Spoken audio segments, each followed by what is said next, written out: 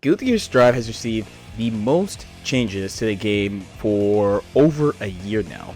Now that it's been a little bit over a week of playing this version, I wanted to look at the characters that I think are the biggest winners of this patch and the biggest losers of the patch. This is a video you're definitely going to want to stick around for the end for, because they did a lot of stuff in this version, and we all know YouTube loves negativity. So first, let's start with characters that are struggling. So we have to start with Zato. I don't really think they did that much with this character, and that's basically the main reason I have him in losers. So I do think his command grab change is very nice, but they're basically reverting him to like season 2.5, season 2 style of Zato. They actually did a buff to Zato's Far Slash, increasing the attack level so that you can combo into Invite Hell now.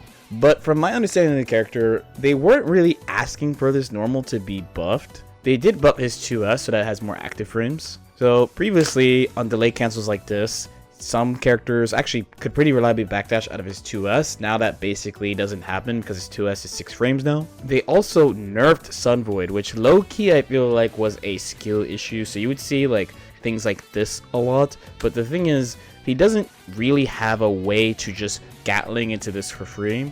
And one of the things that you used to be able to do was you would hold up here and try to just like mash out.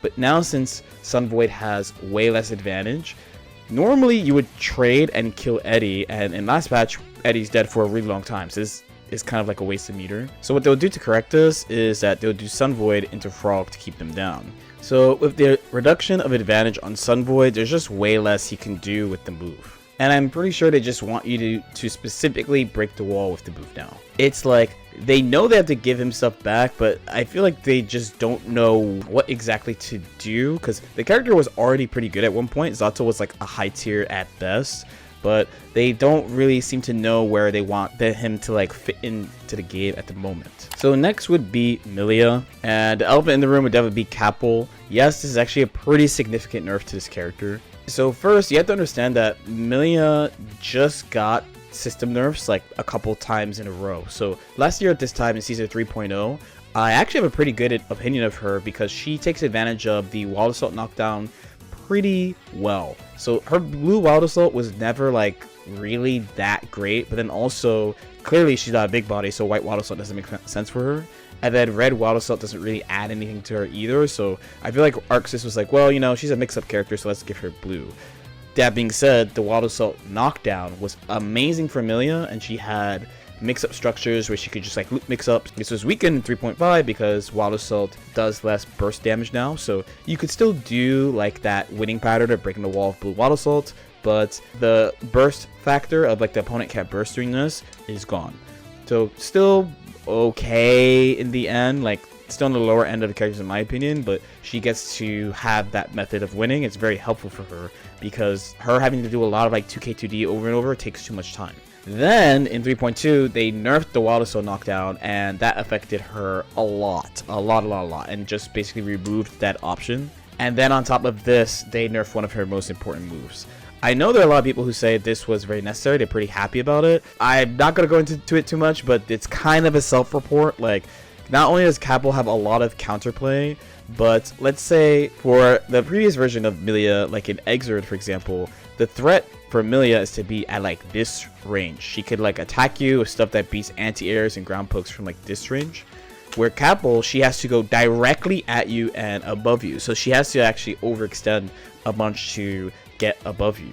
The range she puts you at with Capel 2k2d knockdown is not really great. And while she still does have mix-up options here available, this nerf really slows down her game plan again in a version where, even though it seems like they want to increase the amount of interactions it takes to win, damage is quite high. Also, because of this nerf, she has a lot of weird disadvantage situations she didn't have before, and she was already not that good at rushing people down. So this is a little bit of a niche example, but there's a lot of ways this could happen.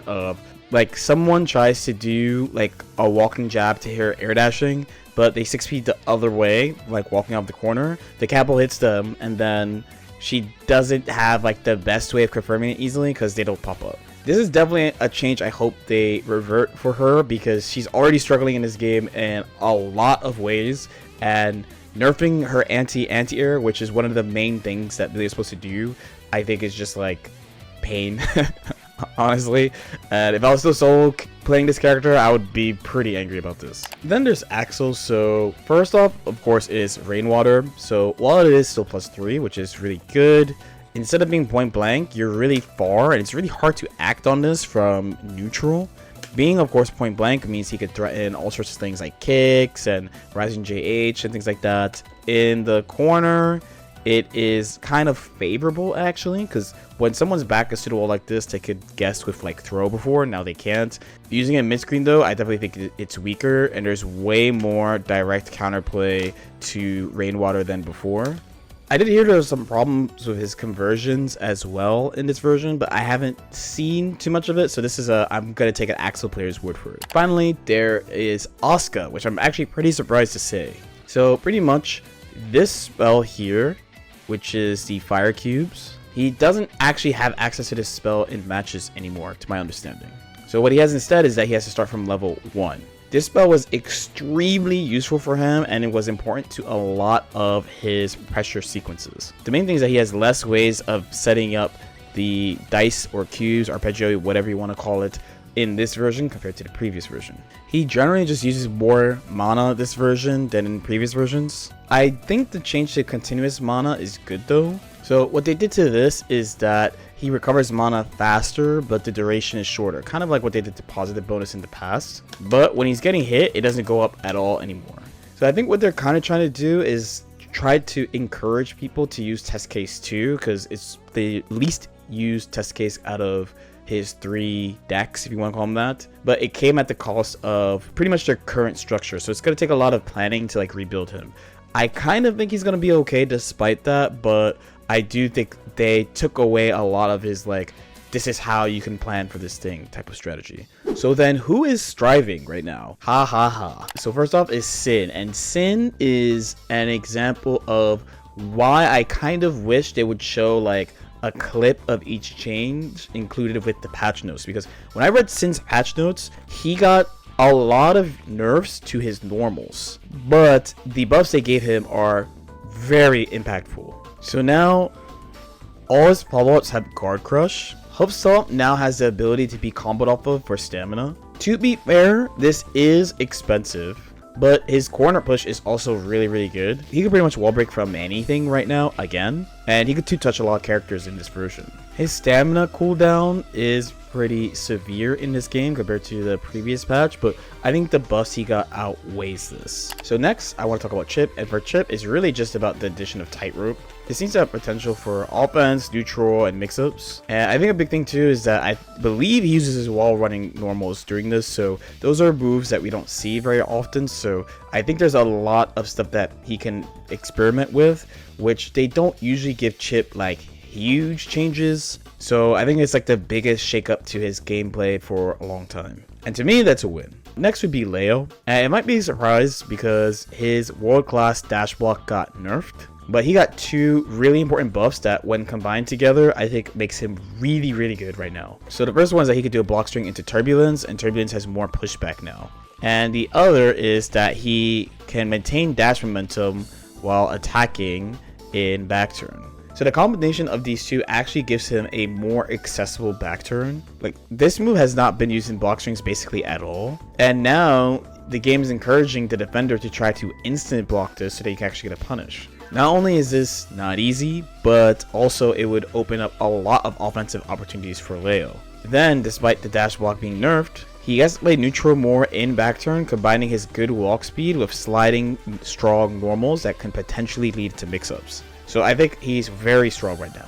Then I want to talk about Elval Valentine. So Elval in this version has 3 things that I think benefit her greatly. One is this grenade change that makes him fall even slower than before, so she has more time to combo. 2 is this change. So I actually thought the command grab version of the super was actually incredibly strong because you could not react after the super flash like Ino's command grab super. But what she got in exchange with it is really good. So first, she gets to keep the grenade after wall break, and this knocks down. If the super hits, it's a super, so you can't burst. And she has multiple ways of exploding the grenade, kind of like the old version of her in Exerd. Of note here is her grenade explodes the super, as well as her high-low options off her Rekka. This combined with positive bonus I believe to be quite strong. Finally, her shotgun follow-up on her Rekka leads into a hard knockdown. This was probably a change that people were like, if she could extend off this, because it also has a small wall bounce, as you can kind of see here. So if you can combo off the wall bounce and also wall break, people thought she was going to be basically top tier, but you can't. But despite that, the hard knockdown is still really good and gives advantageous positioning. Finally, the last character I want to talk about here is Baiken. I'm sure people were waiting for this. I think I mentioned it in my previous video about the patch in general, but I want to make a video about Baiken in Season 4. But if you want a short summary, one, her initial dash speed is faster. She was very slow, honestly, and had a lot of traction, so it was hard for her to approach people, especially specifically zoners. And when she bursted against zoners, it could be hard to stop them from starting to zone anyway, which is like you use your burst to give your opponent their win condition, which is very annoying. Far Slash having reduced knockback has a couple of implications. So not only do you get to convert more often now, the Far Slash change basically makes it so that it's easier to use 5H with Far Slash, which means it's easier for her to convert in general because of her 5H change. These two changes combined make it so that she can convert off her Far Slash far more than before. 6H ground bounce from standing actually enables some pretty unique opportunities, like using tether in ways she couldn't do so often before. I don't know if it's useful in that way yet, because to me the biggest change about 6H is actually it does a lot of damage. S-Kaburi is overall improved. The way they improved it actually nerfed some aspects about it, but it can't be denied that this vacuum is actually incredibly useful, but for like 80% of use cases of this move.